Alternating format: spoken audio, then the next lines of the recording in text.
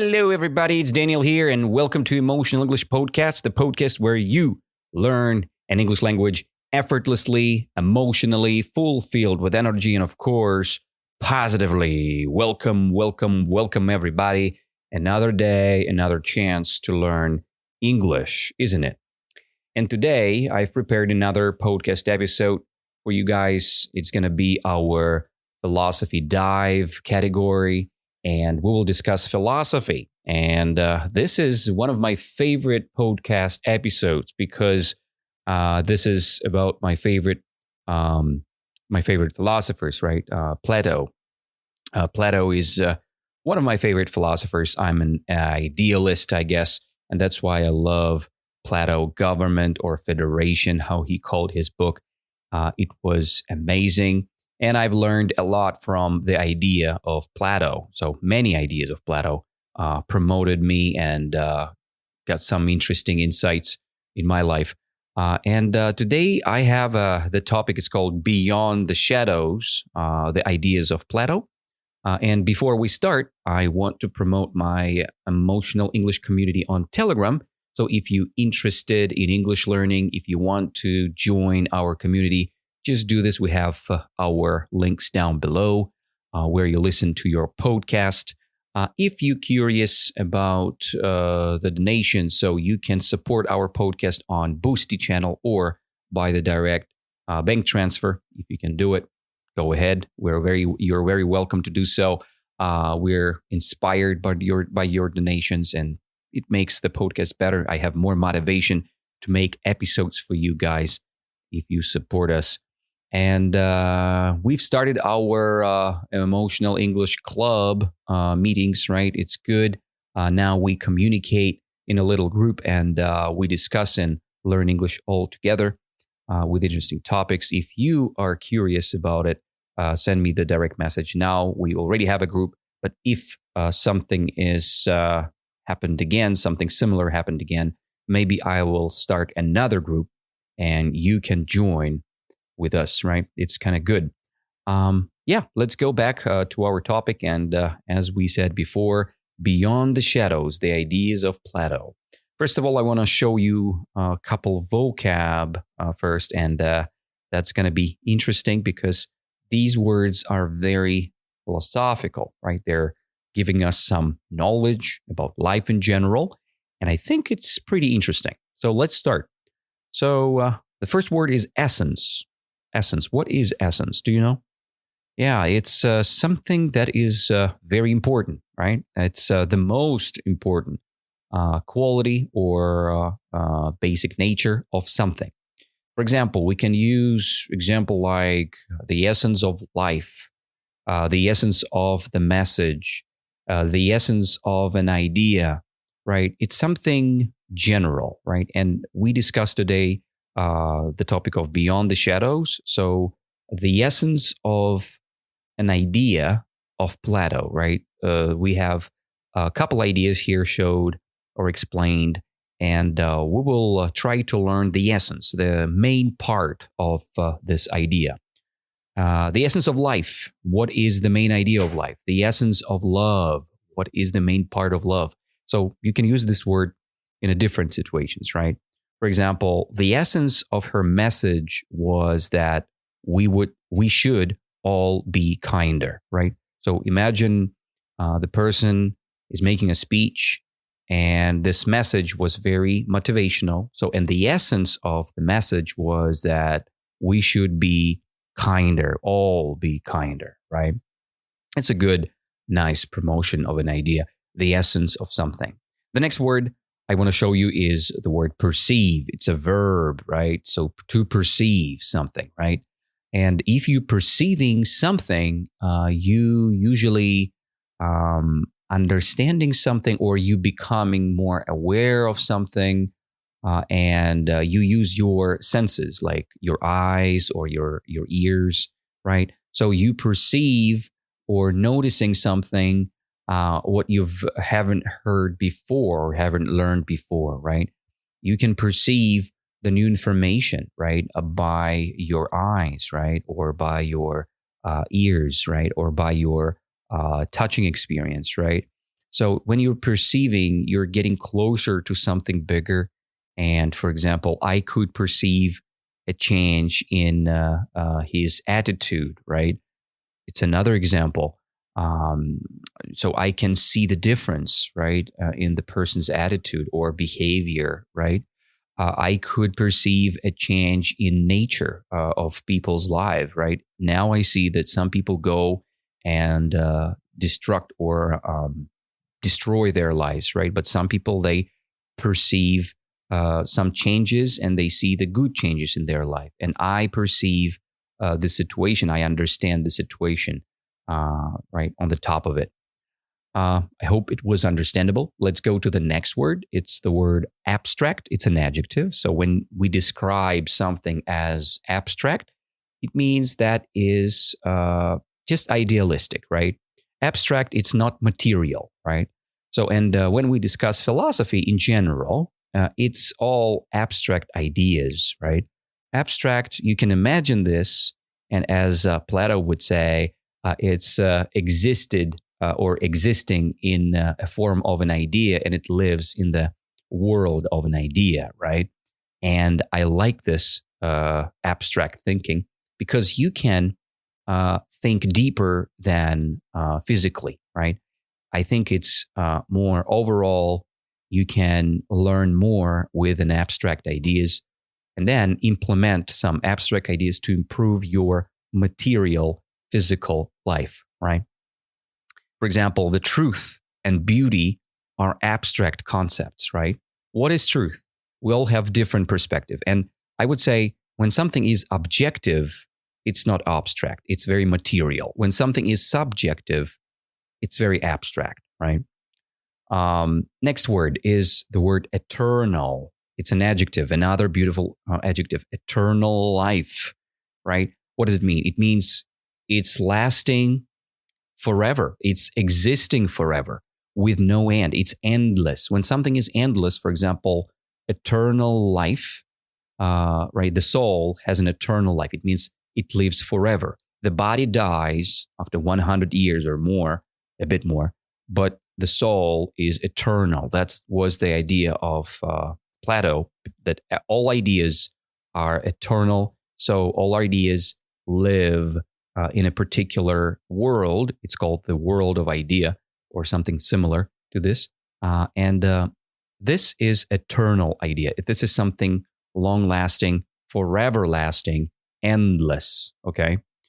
Maybe love can be eternal, right? So you love the person and you live with this love forever, eternally, right? And the last word for today is ultimate. Ultimate. I think we had discussed this before, but I think we can face it one more time. Ultimate. What is ultimate? It's something final. It's something very important, or the most important. It's the best thing, right? Ultimate goal, right? The biggest goal. Ultimate idea. Or, people say ultimately, finally, I want to say something, right? That's the thing. And for example, his ultimate goal is to become a doctor, right? My ultimate goal is to become the best English teacher in Russia and then become the best English teacher in the world, right? For example, that's my ultimate goal. Or my ultimate goal to promote English in my country and promote specific type of learning methods, right? What I use, what I like. That's my thing. So that's my ultimate goal, the final, the most important, the best thing I can do, right? That's something ultimate. Okay, that's the vocab list. The essence, to perceive, abstract, eternal, and ultimate. Now we'll implement all of these words into our topic of beyond the shadows, the ideas of Plato. And if you're new or a podcast, so I'm reading the text and then I commenting the text. If something is hard, if something is not very clear, we can discuss it deeper, right? I'm making a pause and comment the sentence in a more simple way. And then you try to understand what I'm trying to say. Then I'm reread the whole paragraph again. And now you don't need any extra comments. You just understand what's going on in the paragraph. And while I'm asking you the question, so try to answer me. If you see the question, try to answer. Speak with your language, with your mouth. Okay? So let's begin. Have you ever wondered if the world we see is the only reality? It's a good question. Have you ever wondered if the world we see is the only reality? Maybe there are many other words, right? Worlds. The ancient Greek philosopher Plato had a rational idea about this. Not rational, sorry, radical. So Plato had a radical idea about this. And he taught that the physical world we live in is not the real world. Okay? So the Plato, he was teaching people that the physical world we live in right now is not the real world. There is another world which is real, but this one, where we live right now, it's kind of fake. Okay, he believed that instead of this reality that the world is real, he believed that the world is like a shadow or a copy of a more real, perfect world. So we live in the shadow. And the world that is real, it's somewhere not here, right? And we're kind of living in the copy of a real, more real world, perfect world. The perfection is somewhere on the top. And it's not possible to achieve it. That was the general idea of a Plato.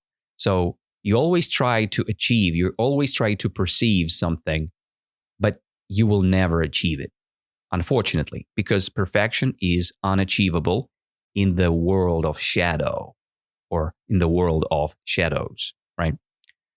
That's what he said. Instead of the main concept, he believed that the world is like a shadow or a copy of a more real, perfect world.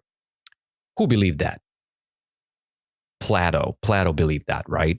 So, and that was his rational or radical? Radical idea, right? It was the radical idea of Plato. This other world is a realm of forms. So, other world is a realm of forms. What is a realm? Realm, it's a world. It's a synonym to the word world. It's like a universe, right? This other world is a realm of forms or ideas. So this is the special world, special realm of ideas or forms, formations, right? What we have, which contains the perfect vision or the perfect version of everything. So if you can imagine the perfect idea of a horse, the perfect horse lives in this world, in this realm.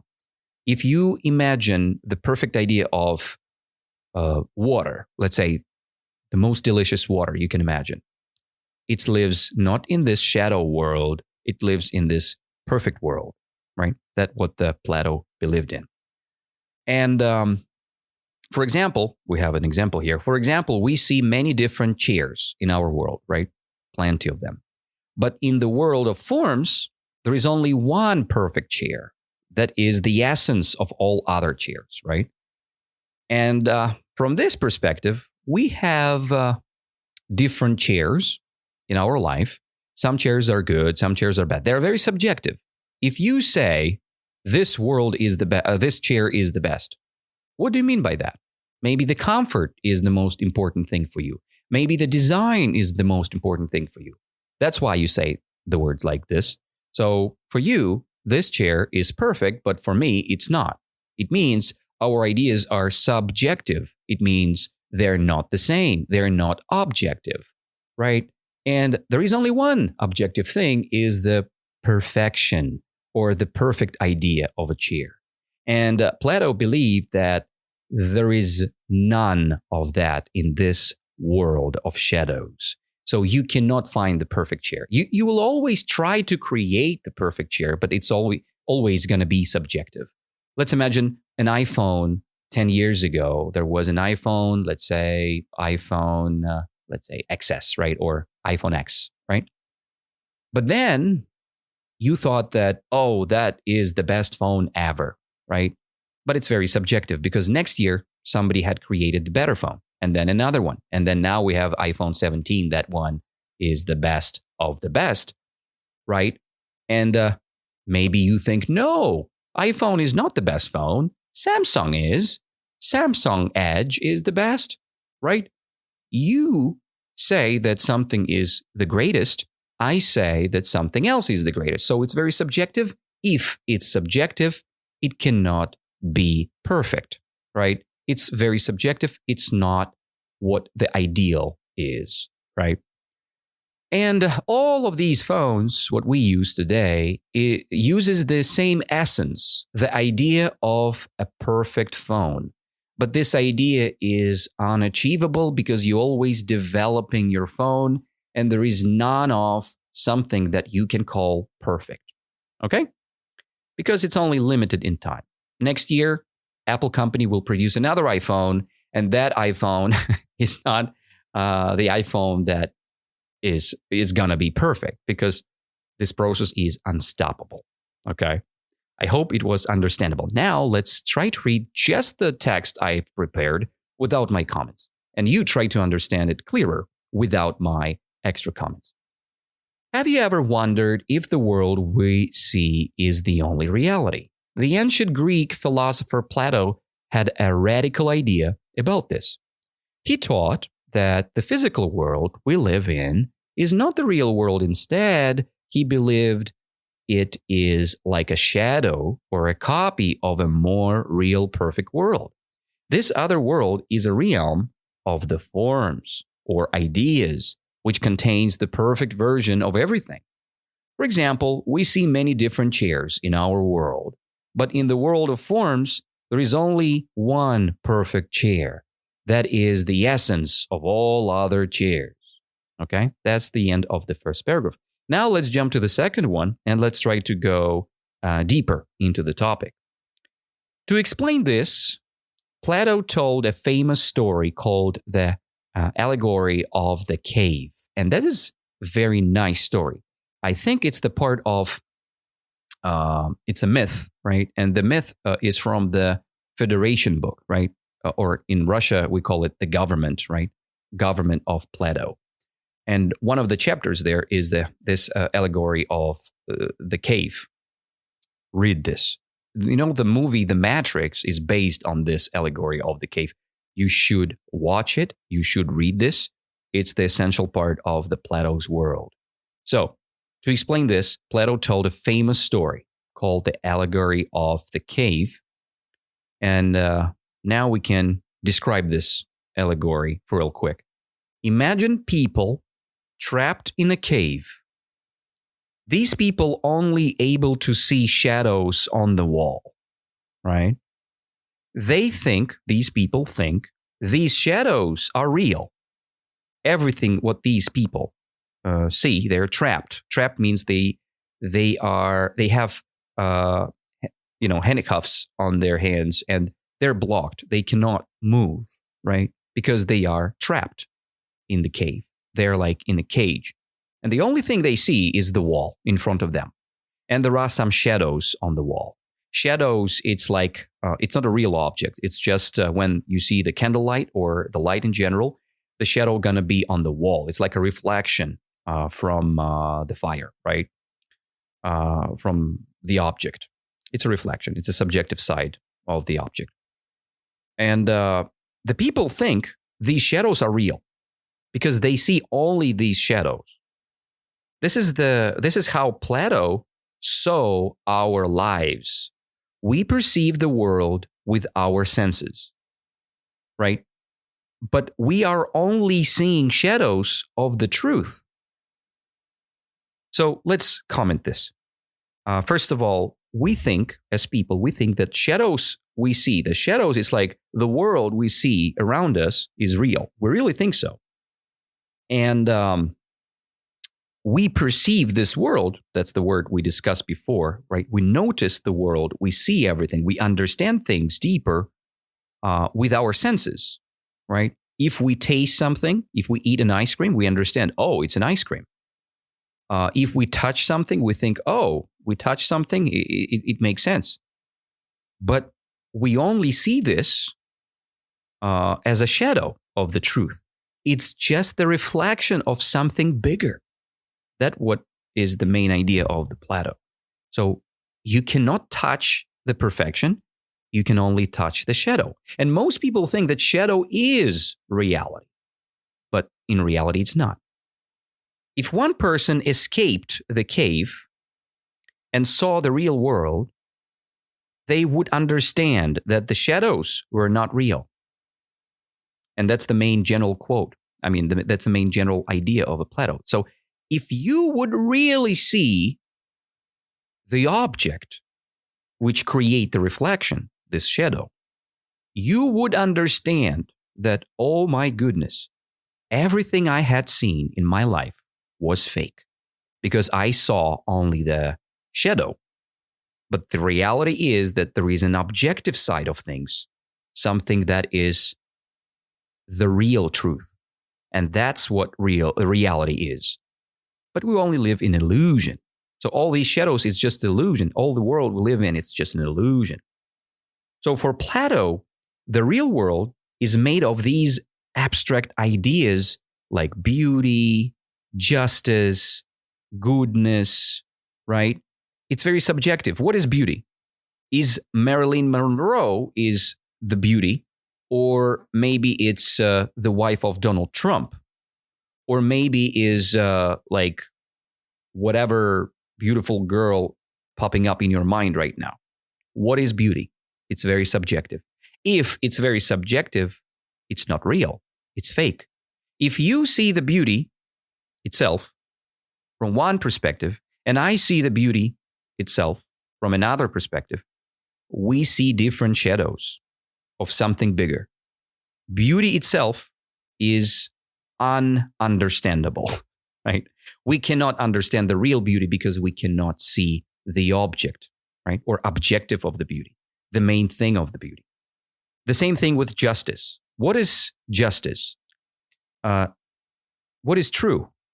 What is real? We cannot say. For example, justice is helping the homeless man, right? But what if, while you're helping the homeless man, he will lose all your money, what you give him, that you give him? So this is the thing. Everything is very subjective. If you help someone and this person kills someone, is it a good thing to do? Or would it be better to not help that person and not provide the knife, not provide something to that person? What is justice? Very subjective. Or if you're a criminal and you build a church, this church can justify you? No. Everything is subjective. First of all, you create the church. It's good. But you're a criminal. It's not good. So what is justice? Very subjective. You never know. Goodness. What is goodness? What is good? Is America good? Maybe, if you live in America. Is Russia good? Maybe, if you live in Russia. Is China good? Maybe. But it's very subjective. You cannot understand what is good because it's very subjective, right? And all these things, we can only understand with our minds, not our eyes, right? We need to think about something. What is beauty? What is justice? What is goodness, right? What is badness, right? We can only understand this as an idea. And if we go deeper and deeper and deeper into this, we understand the truth. Okay? So I hope it was pretty understandable with my comments. Now let's read just what it says here. Second paragraph. To explain this, Plato told a famous story called the Allegory of the Cave. And imagine people trapped in the cave, only able to see shadows on a wall. They think these shadows are real. And this is how Plato saw our lives. We perceive the world with our senses, but we are only seeing shadows of the truth. If one person escaped the cave and saw the real world, they would understand that the shadows were not real. For Plato, the real world is made of these abstract ideas like beauty, justice, goodness, which we can only understand with our minds, not our eyes. Okay? So the next paragraph is the last one, last but not least. But we will go even deeper into the paragraph. The goal of a philosopher, according to Plato, is to escape the cave. Okay? So this is the main idea. So we should, as people who think, as people who are trying to understand the reality, we need to find the escape, right? We need to find the entrance or the way out from the cave, escape the cave. That's our main idea. How we can understand the reality, how to escape the cave. And that was the idea, the question for the film, The Matrix. Matrix, right? Neo was trying to escape the cave and he got the blue pill, right? Or he got the red pill. Who knows? The thing is, we're trying to find the escape. We need to live in real world, not the fake world, not the world of shadows. And to understand this world of perfect forms, we need to think a lot. That's why I love philosophy. Philosopher is the person who love wisdom. Philia means love. Sophia means wisdom. So when you love the wisdom, when you're looking for wisdom, when you're searching for wisdom, you are becoming a philosopher. These forms are eternal. They never change and last forever. The most important form of all is the form of the good. Okay, so we see that Plato is describing here that the general form is eternal. It never dies. If you have an ideal perspective of a chair, it's eternal. It never dies. It's something what is good, right? Explained as good. It's goodness, real goodness. It's eternal idea. It's something like a foundation of all, right? That's the form of something, and this form is eternal. It lives in a special place, in a special world. And these eternal things, they never change, and they last forever. They never die, right? The most important form of this is the form of good, of the good, because we can interpret good with our own mind, but the true good is a form, and this form is eternal. Okay? The next one, understanding this is the ultimate goal of life, because it allows a person to know what is truly right and to give a good life. So Platonism teaches us to look beyond what we see and to use our reason to search for deeper, unchanging truths. Let's read the last one again.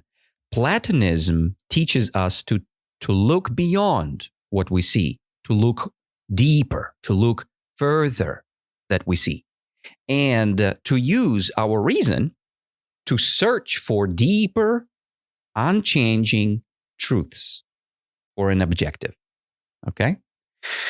This is beautiful. I love this. This is something very big. And, I'm not fully the guy who like Platonism. I like the idea. It's one of the ideas of Plato. And this idea is beautiful and big. And if you think of English, right, as something subjective, or the perfect method of learning English, it's very subjective. And we want to find the ultimate, deeper thing. What is English? It's the way of communication. What is the way, which is the best way to learn way of communication? In communication. When we speak with people, we learn the language the most effectively, because that's why the language is used for. It's not used for learning grammar. It's not used for reading the texts, right? It's used for speaking. So if you speak more and more often in your life, you will achieve the true goal, right? The truth, something ultimate, something big, something eternal. But of course, it's not possible to achieve something eternal because it lives not in our world, according to Platonism. So it lives in a special realm, in a special world. It's called the world of forms, right? And I hope it was very interesting for you guys today. Let's read the last paragraph again, and then we will conclude. The goal of a philosopher, according to Plato, is to escape the cave and understand this world of perfect forms. These forms are eternal. They never change and last forever. The most important form of all is the form of the good. Understanding this is the ultimate goal of life because it allows a person to know what is truly right and to live a good life. So Platonism teaches us to look beyond what we see and to use our reason to search for deeper, unchanging truths. Okay, we all got this, and I hope you got this clearly. And maybe I gave you a little piece of knowledge that will motivate you to learn more about Plato and Platonism. It's a beautiful philosophy that improves my life, and maybe this is the chance to improving your life. So, what is the essence of life? You need to find the answer on this. How to perceive and understand life deeper. Again, it's only your question to answer. How to understand when something is abstract or something is very clear by looking at it, right? And understanding the deepness, the main objective or the objective of the thing. How to understand if something is eternal or not eternal, something temporary, right? Again, you need to give the answer on this question as well. What is eternal? What's eternal in your life, right? Is it love? Is it life? Is it a soul that lives inside of your body? You should give an answer. And what is the ultimate goal of your English learning? That's the question you should ask every morning when you wake up and want to learn your English more effectively. So speak English effortlessly, emotionally, fulfilled with energy, and of course positively. And then you will understand deeper what the language is, and you will go closer to the ideal perspection, right? Or ideal form of the English learning. We're all searching for this. And me as well, as a teacher, I'm trying to find this unique method that will teach my students the most effectively. And I hope you will have an amazing day today, guys. It was a beautiful story of the idea of Plato beyond the shadows. Do you live in the shadow? I will see you next. Let's stay in touch. Bye-bye.